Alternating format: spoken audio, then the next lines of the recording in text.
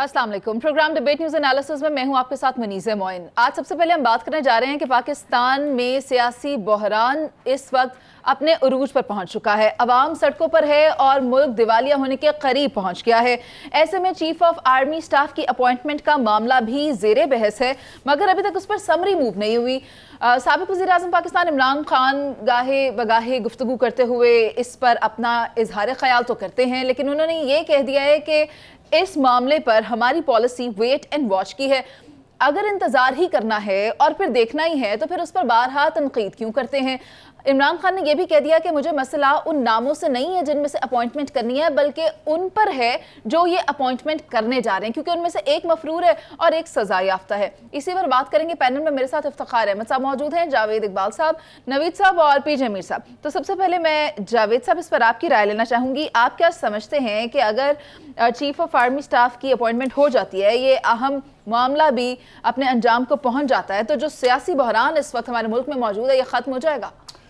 देखो मनीज़ा, मुझे नहीं लगता ये सियासी बहरान इस तरह हल होगा, क्योंकि जिस तरह तमाम पॉलिटिकल और स्टेक होल्डर्स ने पोजीशन ले ली है, इस पोजीशन को जब तक ब्रेक नहीं किया जाएगा, डेडलॉक को ब्रेक नहीं किया जाएगा, उस वक़्त इस बहरान का हल होना नहीं लगता। आप देखें कि जिस तरह इमरान खान अपने लॉन्ग मार्च को प्रलॉन्ग कर रहे हैं, रास्ते बदल के ले जा रहे हैं और अब इस्लामाबाद तक पहुंचने के लिए वाया पिंडी से जाना चाह रहे हैं, तो इसका मतलब ये है कि वो उस अपॉइंटमेंट का वेट कर रहे हैं कि वो होगी तो वो फिर इस्लामाबाद पहुंचेंगे।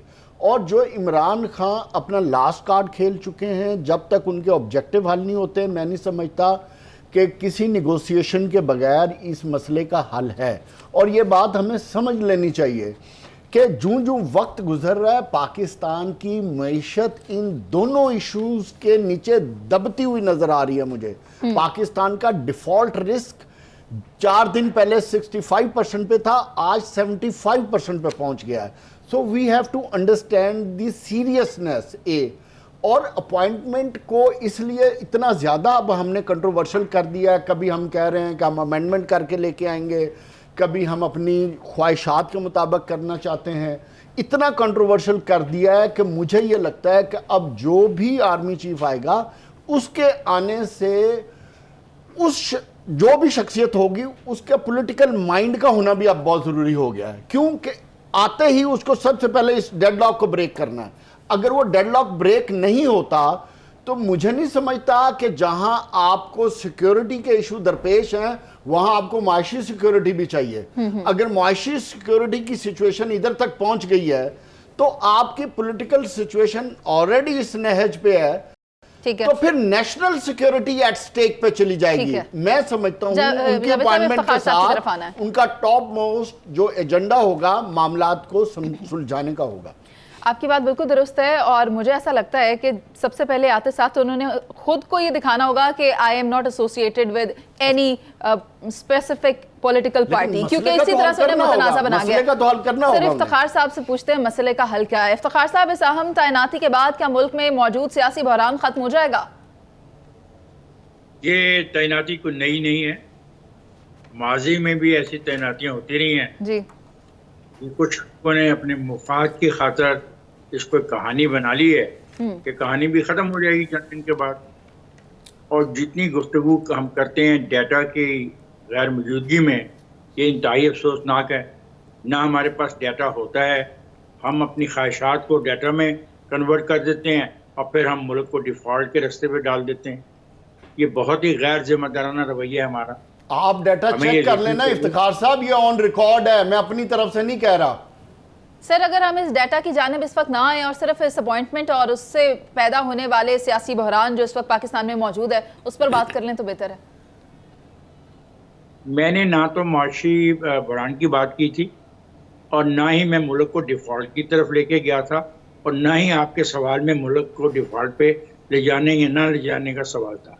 ये बहुत बुरा तरीका शुरू हो गया है कि अगर एक बात नहीं होती वो कही जाती है, और अगर उसको के बारे में मैं अपनी राय दूं तो उस राय से आप इत्तेफाक ना करें, लेकिन किसी को इंटरप्ट करना, उसको चैलेंज करना, उसको डायलॉग और एक बहस में मजबूर करना, ये अच्छी रवायत नहीं होती प्रोग्रामों में। प्रोग्राम को चलने दें। ठीक है। आपका सवाल जो है तो ये तैनाती नई नहीं है जी, इससे पहले माजी में होती रही, होगी, ये भी होगी और कुछ भी नहीं होगा।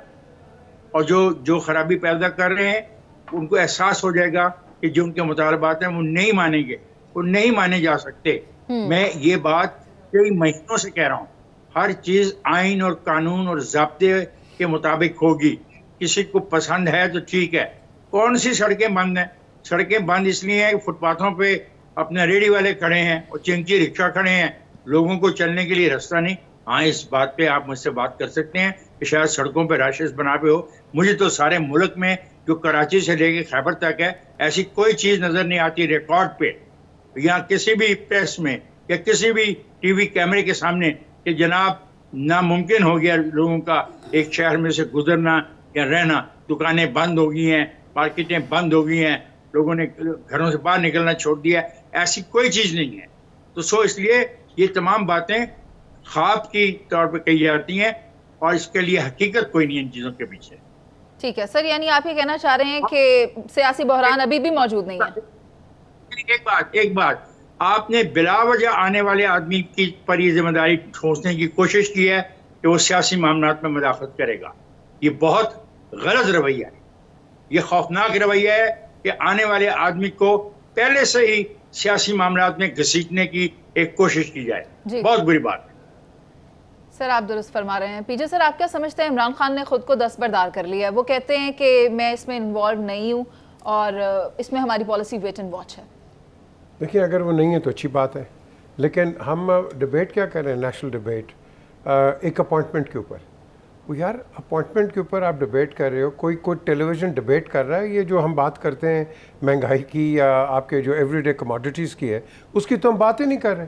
हम एक आदमी के अपॉइंटमेंट पे लगे हुए हैं कि वो बनेगा, ये बनेगा, ये नहीं बनेगा तो वो बनेगा, वो उसका है, वो इसका है, वो इसका है। ये हमारी एक छोटे लेवल की एक डिबेट हो रही है जो मैं समझता हूँ बड़ी ही मायूस कुन बात है। हमें इस पर बात बिल्कुल नहीं करनी चाहिए।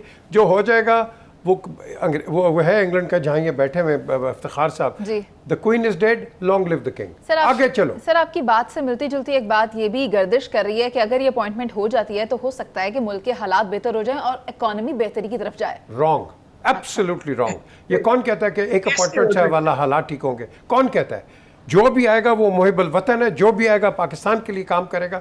ये नहीं है कि ये आएगा तो वो होगा, तो ये आएगा वो होगा। ये जो चीज़ें हैं ये मिसपरसेप्शंस क्रिएट करती हैं।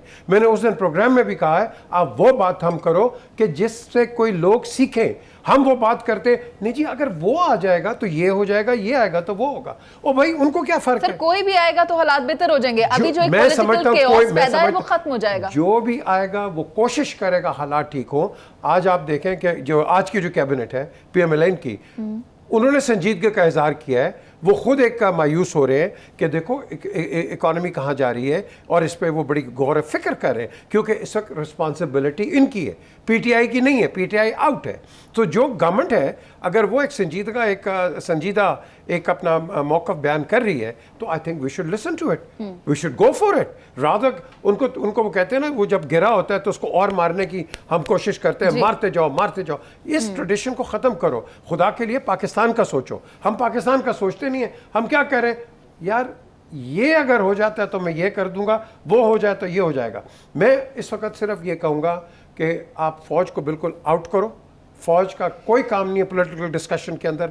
वो जो अपना लायल अमल करेंगे वो ये करेंगे। अब ये है जी, हाँ एक जनरल है, उसको जी वाइस बना दें, क्योंकि उसके 2 दिन रह जाएंगे और उसको दोबारा हम ले आएंगे। बाजवा साहब को एक्सटेंशन दे दो। भाई बाजवा साहब is clearly said what he said and that's the end of the story. उसके ऊपर हमें डिबेट करनी नहीं चाहिए, पीरियड। ठीक है नवीद साहब, आप क्या समझते हैं? इमरान खान साहब ये कहते हैं कि इस बात का इख्तियार जो मौजूदा हुकूमत है उसके पास नहीं है। वो चोर हैं, डाकू हैं, लुटेरे हैं, उनको इसमें काम नहीं करना चाहिए। तो इमरान खान दूसरी जानब खुद को इस मामले से अलग भी करते हैं। तो फिर अगर करना ही उन्होंने नहीं तो फिर किसने करना है? ये सवाल तो इमरान खान साहब से पूछा जाना चाहिए। वो तो 9 अप्रैल के बाद एजेंडा ये लेकर निकले थे कि आर्मी के जो सीनियर जर्नैल हैं उन्होंने अमेरिका से मिलकर इमरान खान साहब को इक़्तिदार से बेदखल किया है। वो तो ये मानते ही नहीं कि तहरीक आदम एतमाद आई थी।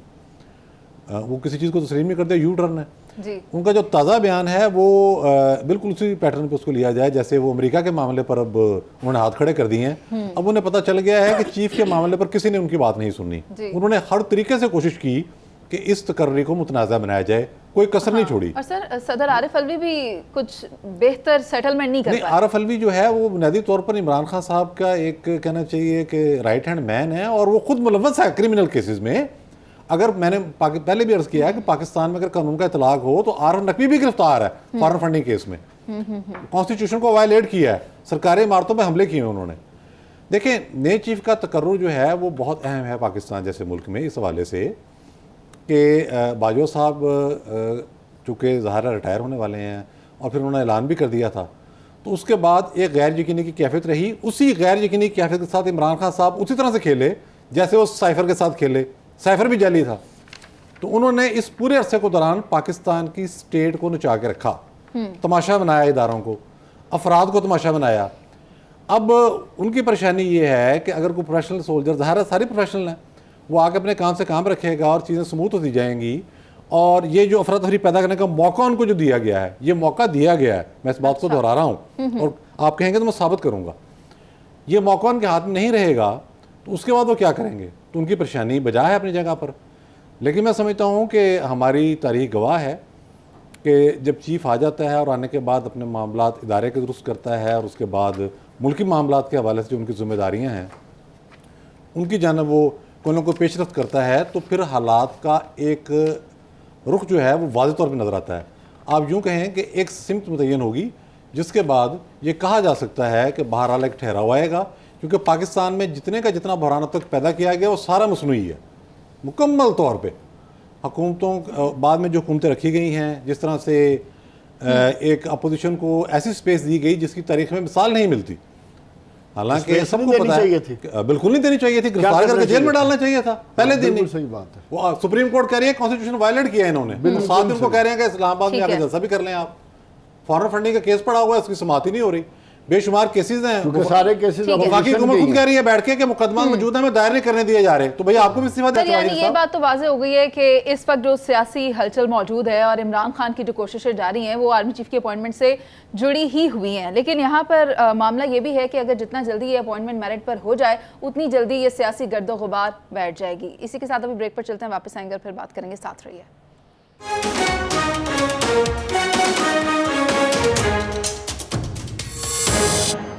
Welcome back. आज सुप्रीम कोर्ट में पीटीआई का लॉन्ग मार्च रोकने के लिए सेनेटर कामरान मुर्तजा की दरखास्त पर समाअत हुई, जिसे गैर मौसर होने की बुनियाद पर निपटा दिया गया। साथ ही साथ ये भी कहा गया सुप्रीम कोर्ट की जानिब से कि अगर कहीं पर वायलेशन होती है तो फिर नई दरखास्त दायर की जा सकती है। इसी पर बात करेंगे। पीजे सर, मैं सबसे पहले आपकी तरफ आती हूँ, आपकी राय लेना चाहूँगी। आप क्या समझते हैं कि धरने के दौरान शहरियों के बुनियादी हुकूक का तहफ़्फ़ुज़ कौन यकीनी बनाएगा? आप धरने को छोड़ें, वैसे आपके बेसिक ह्यूमन राइट्स उसकी रिस्पेक्ट है मुल्क के अंदर, छोड़ दें आप धरनों की बात। अच्छा। धरनों के हम ले आते हैं बिकॉज धरना आ गया तो वहाँ हम ह्यूमन राइट्स देख लेते हैं। आप ओवरऑल गेज करें पाकिस्तान की एक जो हमारी प्रॉब्लम्स हैं, हमारी अच्छाइयाँ हैं। हम बुराइयों को ज़्यादा हाईलाइट करते हैं, अच्छाइयों को हाईलाइट नहीं करते हम। ये हमारा एक नेशनल कैरेक्टर बन गया है। जो जिस लीडर ने अच्छा काम किया है कभी भी अपने पाकिस्तान में उसकी तारीफ नहीं की है, हमने उसकी बुराइयां ही दिखाई हैं पाकिस्तान में। जो मर्जी लीडर ले लो आप, ये हमारा नेशनल कैरेक्टर है। अब आप बात करते हैं ह्यूमन राइट्स की। मैं समझता हूँ ह्यूमन राइट्स सबसे पहले हमारे जो सिटीज़न है इसको अवेयर तो करें इसके ह्यूमन राइट्स क्या हैं, इसके कॉन्स्टिट्यूशनल राइट्स क्या हैं। ये सब का कानूनी बात करते हैं, कॉन्स्टिट्यूशन की बात करते हैं, बड़ी अच्छी बात है, but do you know about the constitution? Sir, मेरे कानूनी राइट्स क्या हैं, मैं चाहूंगी आप मुझे बताएं। आपके बेसिक ह्यूमन राइट्स जो है they are your constitutional rights, simple is that. इसमें कोई बात ही कोई नहीं है। आपकी प्रोटेक्शन है, आपकी सिक्योरिटी है, आपकी एम्प्लॉयमेंट है, आपकी एजुकेशन है, ये these are your basic human rights. ठीक है। अगर ये आपके पास नहीं आएंगे तो फिर आप किस चीज़ की बात करते हैं? तो मैं समझता हूँ इस वक्त हमें जो देखना है, अपने सिस्टम्स को ठीक करना है। ये नहीं कि पीटीआई को आप रगड़ें या पीडीएम को आप रगड़ें या किसी और को रगड़ें, आप एक सिमत को ठीक करें। अच्छा। क्योंकि इवेंचुअली दोनों ने इस सिमत में जाना है। आज एक गया, कल दूसरा जाएगा। तो अगर आप इस चीज़ को आप मैं समझता हूँ सीधा कर लेंगे तो आपकी उतार चढ़ाव तो होता रहेगा। मिर्ज़ा, आप एग्री टू डिसएग्री करते रहोगे, ये हमारा निज़ाम है, दुनिया का निज़ाम है, mother nature. But as long as आपके जो बेसिक इंस्टिंक्ट्स और जो बेसिक आपके जो गवर्नमेंटल आपके जो सिस्टम्स हैं, इसको ठीक नहीं करोगे तो क्या होगा? हम छोटी छोटी बात पे डिस्कस करते हैं, वो FIR कटी नहीं कटी है, ये अंदाज़ा लगाओ from the top level to the lowest level. So we have a fault line है, इसको कौन ठीक करेगा?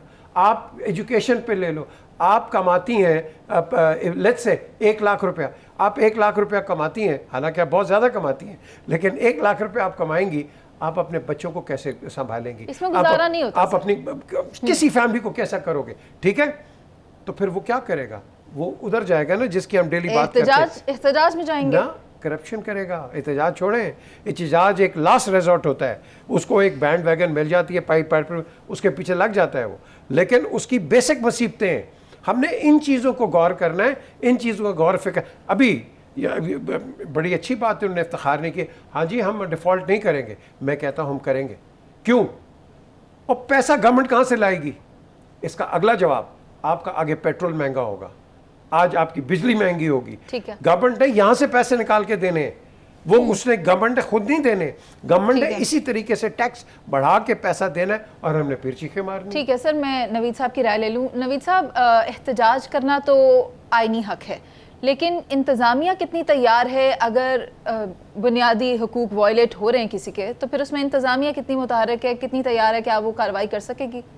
इंतज़ामिया ज़ाहिर है इस्लामाबाद में ही हुकूमत है पाकिस्तान मुस्लिम लीग नून और इत्तेहादी जमातों की, और उनके पास वफाकी इदारे हैं, इस्लामाबाद पुलिस है, रेंजर्स है, FC है, और फिर ज़रूरत पड़ने पर फ़ौज को भी बुलाया जा सकता है, ज़ाहिर उनका इख्तियार है। लेकिन ऐसा नहीं है हरगिज़ कि अगर रियासती इदारे चाहें तो पंजाब से यलगार हो जाए, या KPK से यलगार हो जाए, या गिलगित बल्तिस्तान से यलगार हो जाए, या कश्मीर से यलगार हो जाए, ये भी मुमकिन नहीं है। इस धरने में और पिछले धरने में एक फ़र्क है। पहले मैं एक बात करूं कि मैं तो समझता हूं कि अदालतों को सिरे से इन मामले में आने ही नहीं चाहिए जी। जब कोई वाकया हो जाता है इस किस्म का और उसके बाद केस आता है अदालत में, उसका फैसला कर दें। 25 मई को भी सुप्रीम कोर्ट को कतई तौर पर इस मामले में नहीं आना चाहिए। सर अभी भी यही कहा गया है, वो कहते हैं कि भाई ये वाकया हुआ है, फलां बंदे ने अटक के पुल पर ये कर दिया है, या लाहौर में ये हो गया है, या इस्लामाबाद में ये हो गया, उस पर आप फिर जजमेंट दे दें, लोअर कोर्ट से केस शुरू और आगे ले जाएं। पहले डायरेक्शन आप इसलिए पास कर रहे हैं, या आप ये कहते हैं कि आप आगे अगर आपके पास कोई दरखास्त गुजार आता है कि हमें प्रोटेस्ट नहीं करने दे रहे, तो उस पर आप कहते हैं कि आप इंतजामिया से रब्ता करें, DC से बात कर लें, और जो बुनियादी हुकूक हैं वो तो मुअत्तल हो ही नहीं सकते। किस तरह कोई मोटरवे को बंद कर सकता है? आप देखें सितम ज़रीफ़ी, चीफ जस्टिस ऑफ पाकिस्तान ने पिछले दिनों समाअत में ये कहा कि जस्टिस काजी फैज़ ईसा डिटेल्ड जजमेंट लिख चुके हैं इस हवाले से कि एहतजाज किन पैरामीटर्स के तहत होना है। ये सुप्रीम कोर्ट के चीफ जस्टिस ने फरमाया। आज इस्लामाबाद हाई कोर्ट के चीफ जस्टिस जो हैं ये फरमा रहे हैं कि जस्टिस शौकत अजीज़ सिद्दीकी, जिनको के तहत अदलिया से निकाला गया, बहुत कॉम्पिटेंट और बहादुर जज थे, उनके फैसले का हवाला दिया गया कि बड़ी क्लैरिटी है उसमें कि प्रोटेस्ट कहाँ पे होगा। तो जहाँ अदालत का दायरा इख्तियार शुरू होगा वहाँ फिर आप सुओ मोटो भी ले लीजिएगा और अगली बात भी कर लीजिएगा, बाकी इंतजामिया देख लेगी उनको, और ये भी देख लेंगे कौन सपोर्ट कर रहा है। 2014 के अंदर जो कुछ हो रहा था हम मीडिया पे बैठ के देख रहे थे, वो तो बाकायदा स्टेट स्पॉन्सर्ड धरना था।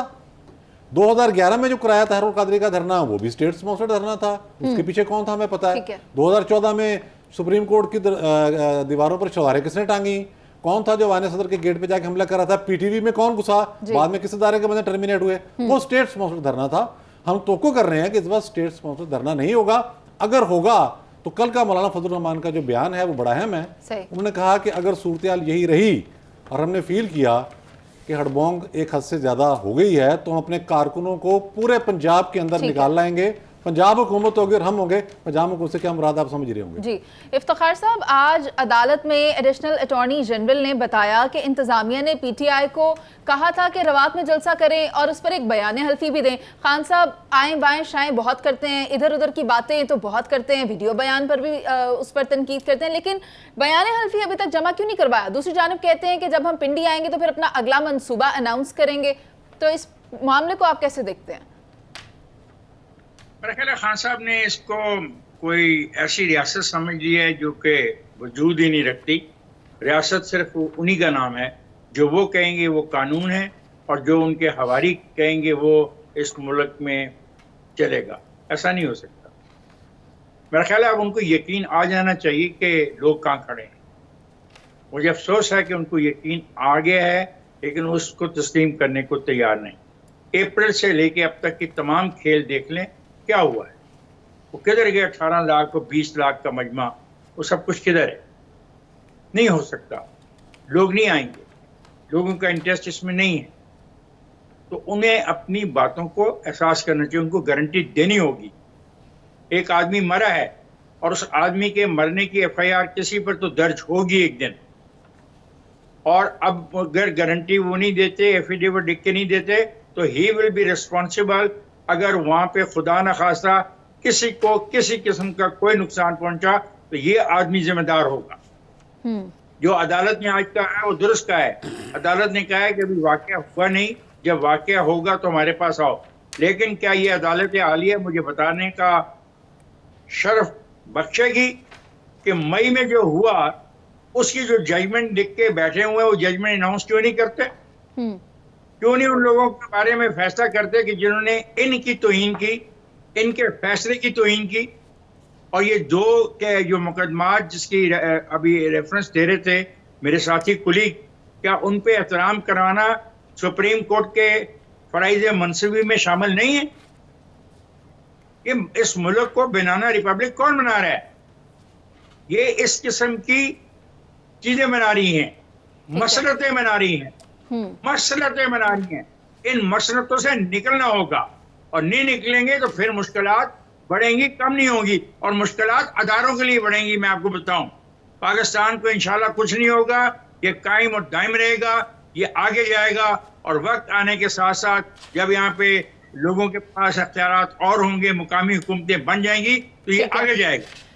ठीक है इफ्तिखार साहब, आपका पॉइंट आ गया। जावेद साहब, जब भी कोई धरना होता है, कोई भी मामला, कोई भी प्रोटेस्ट होता है, तो कैपिटल को बंद कर दिया जाता है, कंटेनर्स लगा दिए जाते हैं, खारदार तारें लगा दी जाती हैं। इससे आम आवाम के हुकूक तो मुतासर होते हैं। और अभी भी एक केस जो सामने रखा गया है वो ताजरों की जानिब से रखा गया है। ताजर कहते हैं कि रास्ते बंद कर दिए जाएंगे जिससे कि हमारा काम मुतासर होगा। ये केस जो है वो खैर कल तक के लिए मुलतवी कर दिया गया है, लेकिन मामला वही है कि अगर धरना होता है तो फिर आम लोगों के जो मामलात हैं उनको यकीनी कौन बनाएगा? अपना मुझे काश के पाकिस्तान में ये चीज़ बहुत पहले आ चुकी होती कि आम आदमी के मसाइल क्या हैं और उनकी ज़रूरियात क्या हैं, और जो जमहूरियत है उससे उनको किस तरह मुस्तफ़ीद किया जाता है, चाहे वो तालीम है, चाहे सेहत है, चाहे सिक्योरिटी है, चाहे उनकी सोशल वेलफेयर है, चाहे उनका रोज़गार है, चाहे मुल्क की इकोनॉमिक डेवलपमेंट है, चाहे ट्रांसपोर्ट है, चाहे सड़कें हैं। ये वो रिस्पॉन्सिबिलिटी है ना। तो आप खुद सोचो कि इन हुकूमतों ने आज तक कितने % परफॉर्म किया है कि आज अवाम ये सोचने पर मजबूर हैं। नवीस साहब कह रहे थे कि स्टेट स्पॉन्सर्ड में, तो कहता हूँ स्टेट स्पॉन्सर्ड नहीं है, इस दफ़ा अवामी स्पॉन्सर्ड ये इमरान खान का धरना होगा। मुझे ये बात समझ आ रही है, और जो लोग ये मिसकैलकुलेट कर रहे हैं, इमरान खान ने अपनी सियासत से ही इन सब को आउट क्लास कर दिया है कि आज तमाम पॉलिटिकल पार्टीज, तमाम लोग एक शख्स को नीचा दिखाने के लिए, उसकी सियासत को ख़त्म करने के लिए हर तरह का हरबा इख्तियार कर रहे हैं, मगर अवाम में वो दिन ब दिन पॉपुलर हो रहा है। इसलिए उसका नतीजा क्या है? यही भी है, नवाज शरीफ थे ना, यही शहबाज शरीफ थे ना।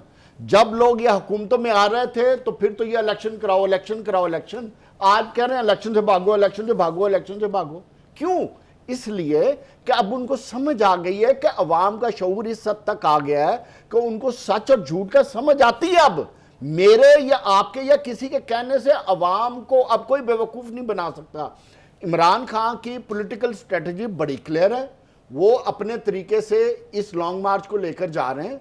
उनको पता है कि किस वक्त उन्होंने इस्लामाबाद में दाखिल होना है और किस वक्त उन्होंने लॉकडाउन करना है। सर, आप आपका पॉइंट आ गया। देखो सर, जो लास्ट बात आ गया मेरा पॉइंट, लेकिन और ठहर जाना, इतनी देर में मैं बात कर लेता हूं।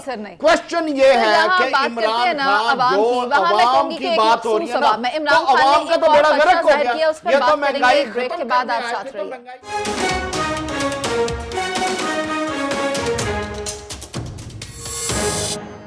Welcome back. साबिक वज़ीर आज़म पाकिस्तान इमरान खान ने एक बार फिर इस खदशे का इजहार किया है और कहा है कि मुझ पर कातिलाना हमले का खदशा अभी भी मौजूद है, लेकिन मैं अपने एजेंडे से पीछे नहीं हटने वाला, मैं लॉन्ग मार्च से पीछे नहीं हटूंगा, मैं इसी तरह अपनी अवामी मुहिम जारी रखूंगा और हकीकी आज़ादी मार्च के लिए बाहर रहूंगा। इसी पर बात करना चाहूँगी। सबसे पहले इफ्तिखार साहब, मैं आपकी राय लेती हूँ, आप क्या समझते हैं, इमरान खान को अब भी खतरा लाहक है? मैं बिल्कुल समझता हूँ कि ऐसी कोई बात नहीं है। वो अपना माल बेचने के लिए इस किस्म के नारे लगा रहे हैं और हर वक्त उनके माल बेचने के लिए एक नए नारे की जरूरत होती है। जैसे ही लोग उनका साथ छोड़ देते हैं और सड़कें वीरान हो जाती हैं तो उनको समझ नहीं आती कि वो फिर क्या करें। मुझे बहुत अफसोस है इस कट काट का आदमी जो अपने आप को पाकिस्तान का कौमी रहनुमा कहता हो और वो साबिक प्राइम मिनिस्टर हो, वो ऐसी बातें क्यों करता है। और ये बहुत गैर जिम्मेदाराना गुफ्तगू है जो उनको नहीं करनी चाहिए। और बाकी रहा तब्दीली, हकीकी मार्च, हकीकी आज़ादी, तो कायद आज़म मोहम्मद अली जिन्ना ने जो हमें हकीकी आज़ादी लेके दी थी अंग्रेज से और हिंदू से, उससे बड़ी हकीकी आज़ादी ना तो किसी कोई लेके दे सकता है और ना कोई सोच ऐसी जन्म ले सकती है। इस किस्म के जो फजूल किस्म के नारे हैं ये बिला वजह लगाए जा रहे हैं और इनको 4.25 साल का खुद जो इन्होंने गुजारे, एक दफा भी इन्होंने तस्करा नहीं किया अप्रैल से लेकर आज तक कि उसमें क्या हकीकी आज़ादी हासिल की पाकिस्तान में। और 9 साल से कौन सी हकीकी आज़ादी खैबर पख्तूनख्वा में मिली जो दूसरे सूबों में लोगों के पास नहीं है। तो बराए मेहरबानी इस किस्म की गुफ्तगू से इज्तनाब किया जाए। ठीक है, आपको जाना है और आपके जो मकासद थे वो पूरे नहीं होंगे। मैंने पहले दिन से कहा, 6 महीने से मैं ये कह रहा हूँ, वो पूरे नहीं होंगे। बातें चलेंगी, निजाम चलेगा, आइन की बालादस्ती कायम होगी, आइन के तहत फैसले होंगे और आइन से बालातर कुछ भी नहीं है। ना ये है और ना वक्त की कमी है। मुझे जावेद साहब की राय लेनी है। जावेद साहब, आप क्या समझते हैं, इमरान खान साहब ऑल्दो के अभी मार्च को लीड नहीं कर रहे, लेकिन वो कह रहे हैं कि मुझे जानी खतरात मौजूद हैं और मुझ पर कोई हमला हो सकता है। इफ्तिखार साहब ने तो इसे डिनाई किया, आप क्या कहेंगे? बिल्कुल उनकी जान को खतरा है, इसमें कोई डाउट नहीं है। पहले भी एक अटैम्प्ट हो चुकी है और जिस तरह उन्होंने अपनी लड़ाई पूरे सिस्टम के साथ पूरे निज़ाम को तब्दील करने के लिए ले रखी है, तो जो लोग उनके एंटी हैं उन सबको अपनी पॉलिटिकल सर्वाइवल की अब पड़ी हुई है। इस वक्त उनको इस चीज़ की फिक्र नहीं है कि क्या करना है। उनके पॉलिटिकल कैरियर स्टेक पे चले गए हैं। आज उनके जो बयानिए थे वो सब ख़त्म होते नज़र आ रहे हैं। और इमरान खान की 4 साल कारकर्दगी का जिक्र किया तो उस वक़्त इमरान खान के दौर में अगर महंगाई 13 या 14% थी तो आज 27 से 28% है। आज पाकिस्तान की इकॉनमी 2% है, उस वक़्त आपकी इकॉनमी 6.5% कर रही थी। रोज़गार लोगों को मिल रहे थे, इसलिए अवाम को ये बातें सारी समझ आ रही हैं और अवाम को इस बात से अब कोई चीज़ तब्दीली से रोक नहीं सकता। और जहाँ तक इमरान खान की तब्दीली का पॉइंट है, मैं ये समझता हूँ ये तब्दीली का पॉइंट उसी डेड हो जाता, ये ख़त्म हो जाता अगर ये हुकूमत पिछले 7 महीनों में परफॉर्म करती। इसकी परफॉर्मेंस तो ज़ीरो है, किसी जगह तो परफॉर्म नहीं किया। फैसले करने की इनकी सलाहियत नहीं है। 4-4 दिन 5-5 दिन लंदन बैठ के आते हैं और फैसला तब नहीं होता इनसे, फिर कोरोना करा के बैठ जाते हैं। जब हुकूमत की परफॉर्मेंस ये होगी तो अवाम फिर क्या सोचेंगे और फिर तब्दीली की बात होगी। तब्दीली इसलिए भी अब नागुज़ीर हो गई है कि पाकिस्तान की मईशत जिस नहज पे है, इसकी सर्वाइवल के लिए आपके लिए ज़रूरी है कि आपके पास लॉन्ग टर्म माशी एजेंडा हो। ये 4-6 महीने जिसकी मुस्तकबिल का नहीं पता, उस पर ना IMF अब ट्रस्ट करने को तैयार है, ना इंटरनेशनल डोनर ट्रस्ट करने को तैयार है। और मुल्क की ज़रूरियात क्या हो सकती हैं? जब आपकी मईशत डूब रही हो तो ऐसी सिचुएशन में तब्दीली नहीं होगी तो और क्या होगा? अगर इसके असरात ना होते तो मैं ये समझता हूं कि आज पिछले 3 महीने से जो गुफ्तगू हो रही है तो ये गुफ्तगू भी ना होती। हम अगर आज खत्म हो गया, विद ड्यू रिस्पेक्ट आपका वक्त खत्म हो गया sir. I have to move on sir. मुझे बीजे सर आपकी राय लेनी है सर। मेरा सवाल ये नहीं था, मेरा सवाल ये था कि इमरान खान को अभी भी खतरात मौजूद हैं, क्या अभी भी है? देखिए, लाइफ थ्रेट हर पॉलिटिकल लीडर को होती है, अगर नहीं होती है तो फिर इनके साथ इतनी हैवी जो वो कैवलरी चलती है क्यों चलती है? सिक्योरिटी इंश्योर करते हैं ना, इंश्योर करते हैं बगैर किसी बुलेट प्रूफ, बगैर किसी मिरर के आप कंटेनर पर खड़े हुए थे। ये बेनज़ीर भुट्टो साहिबा को 2 दफ़ा वार्निंग मिली। एक दफ़ा मैंने जहाज़ में दी जब ये दुबई से आ रही थी मैंने इनको कहा कि बीबी, मुझे डॉक्टर इशरतुल इबाद ने कहा है कि आप पे अटैक हो सकता है, आप हेलीकॉप्टर लें कराची एयरपोर्ट से और मज़ार पाकिस्तान पे जाएं। एंड इन दी एंड शहरी रहमान हयात हैं, बल्कि वो मुझे कह रहे तो मेरे साथ चलो। तो मैंने कहा मैं आया खैर में नहीं गया। दूसरी इनको सिक्योरिटी का कहा था जनरल नुसरत नईम ने, जनरल नदीम ताज ने, एक दिन पहले जहाँ जब ये 26 तारीख थी, और उन्होंने वो रिलेक्टेंट थी, लेकिन उनकी जो कॉन्स्टिट्यूंसी थी नाहिद खान की, उन्होंने कहा नहीं होना है, करना है, और वो किया। सो सिक्योरिटी वायलेट हुई वहाँ। तो आपने सिक्योरिटी को सुनना है। आपने इनकी बात की है, क्या सिक्योरिटी ने जो आज इंचार्ज हैं, लेट्स से इंटीरियर मिनिस्टर, उन्होंने बताया कि इन पे कोई अटैक होगा, उनके पास कोई इंटेलिजेंस रिपोर्ट है उनको अटैक होगा। इमरान खान कहते हैं मेरे पे थ्रेट है, अगर मुझे मारना चाहते हैं। मैं समझता हूँ कोई थर्ड पार्टी भी इसमें इन्वॉल्व हो सकती है। अगर थर्ड पार्टी होती है तो आपका एक इंटरनेशनल, एक नेशनल सीन बन जाता है, एक पोलिटिकल एनार्की चली जाती है। तो मैं एक सेकंड, तो मैं समझता हूँ इसको सारे को ख़त्म करने के लिए give him security, get on with it. Sir, what's your take on it? बहुत शुक्रिया, ये बड़ी अहम बात है और उस पर 3-4 पॉइंट मैं अर्ज करूँगा। सबसे पहले तो इमरान खान बहुत लकी हैं कि उनके सियासी मुखालफिन में कोई भी इतना कम ज़र्फ नहीं कि उन्होंने इमरान खान के इस्लामी टच को पकड़ के उसे खेलने की कोशिश की हो। जी, जिस तरह की गैर मोहतात गुफ्तगू इमरान खान साहब ने मुख्तलिफ मौके पर की,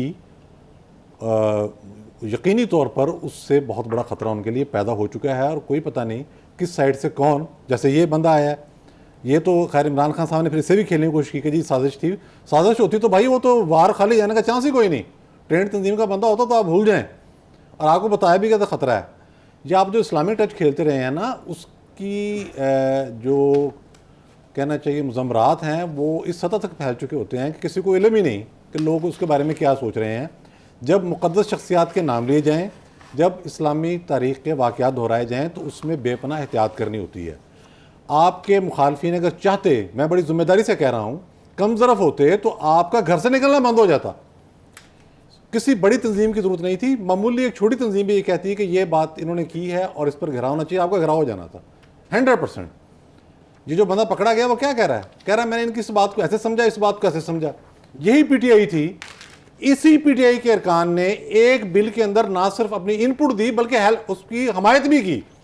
बाद में उसी को इशू बना के जगह जगह खतरे नबूवत का इशू बनाया, और डॉक्टर हमारी जो है वज़ीर सेहत, ठीक है, वो अपने बोर्ड पे लिखी थी और शेख रशीद साहब ने लिखा हुआ था खत्म नबूवत के मुजाहिद। तो इन्होंने इस तरह से इशू बनाया था, ही इज़ वेरी लकी। लेकिन जो गुफ्तगू इमरान खान साहब कर चुके हैं उसमें यकीनी तौर पर जिस तरह स्ट्रे बुलेट होती है, ये कोई पता नहीं दीनी ज़हन रखने वाले ऐसे लोग जिनको ज़्यादा समझ बूझ नहीं है उन्होंने उसका क्या मतलब लिया है। तो आपको चाहिए कि अपनी सिक्योरिटी टाइट रखें, इससे और ब्लेम गेम करने की कोशिश ना करें। जिन पर आप इल्ज़ाम लगा रहे हैं कि जी फलां मुलवस था, फलां मुलवस था, ये आप भी जानते हैं 4 साल आप सिलेक्टेड प्राइम मिनिस्टर रहे हैं, 4-4.25 साल। तो यास्मीन राशिद ना बने, शेख रशीद ना बने, अपनी ज़ुबान कंट्रोल करें खुदा के लिए, और अपनी सिक्योरिटी जो मैयर हैं उनको मज़ीद टाइट करें। सर, वैसे तो वो एक अवामी लीडर हैं और हम यही उम्मीद करते हैं कि उनकी ज़िंदगी जो है वो महफूज रहे। और अभी के बहुत शुक्रिया इफ्तिखार साहब, आपका भी, जावेद साहब और PJ सर आपका भी। लेकिन मामला ये है कि इमरान खान को चाहिए कि अपनी सिक्योरिटी को यकीनी बनाएं और ब्लेम गेम से इज्तनाब करें। इसी के साथ आपसे इजाज़त, अल्लाह निगहबान।